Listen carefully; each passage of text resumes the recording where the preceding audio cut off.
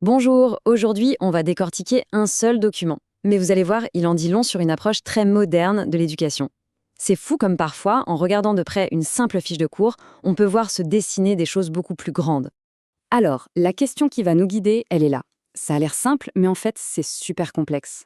Comment on fait pour prendre quelque chose d'aussi abstrait, d'aussi intime qu'un sentiment, et le transformer en quelque chose de compréhensible pour un enfant qui entre à peine en primaire?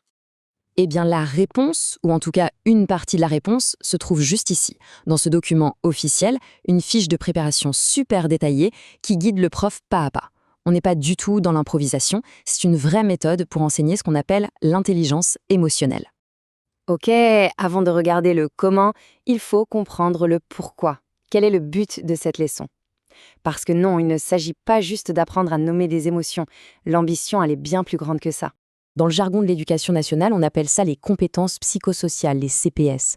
En gros, c'est tout un tas de savoir-faire qui permettent de se comprendre soi-même et puis d'interagir de manière saine avec les autres.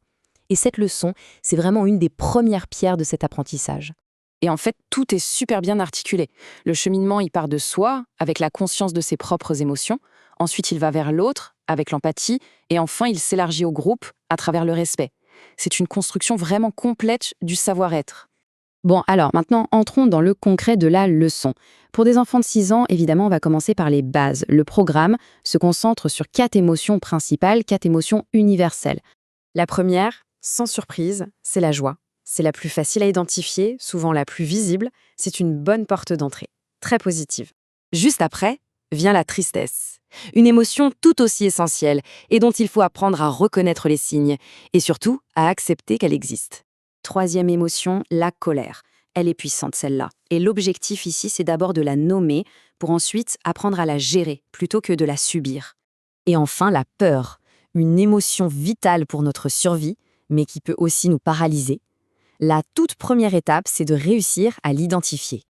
Voilà pour le quoi. Maintenant, passons au comment. Et c'est là que ça devient vraiment intéressant et très concret. On est très loin du cours magistral. On est dans une exploration active.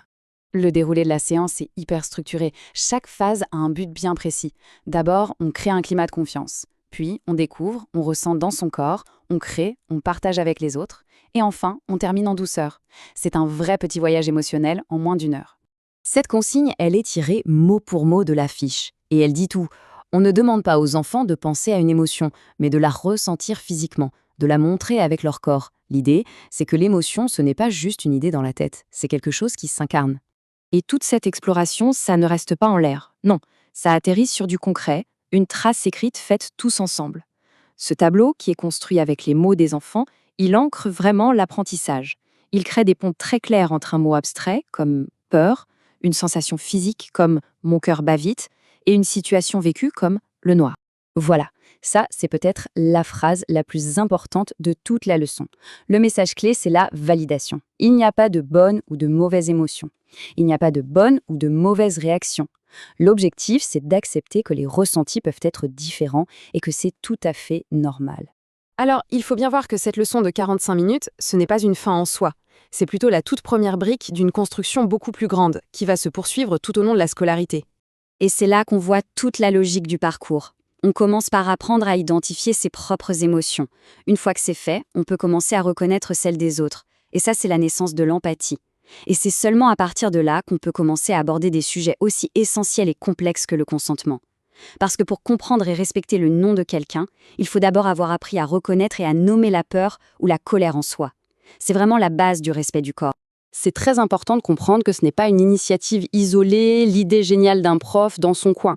Non, c'est une politique éducative nationale, c'est obligatoire, avec au moins 3 séances de ce type par an. Ça montre bien la volonté d'intégrer durablement ces compétences dans le bagage de tous les élèves. Et on termine avec cette question. Quand une institution aussi importante que l'école décide que l'apprentissage des émotions est aussi fondamental que d'apprendre à lire ou à compter, qu'est-ce que ça change, à long terme, pour les individus et pour la société tout entière? C'est une réflexion qui mérite d'être posée.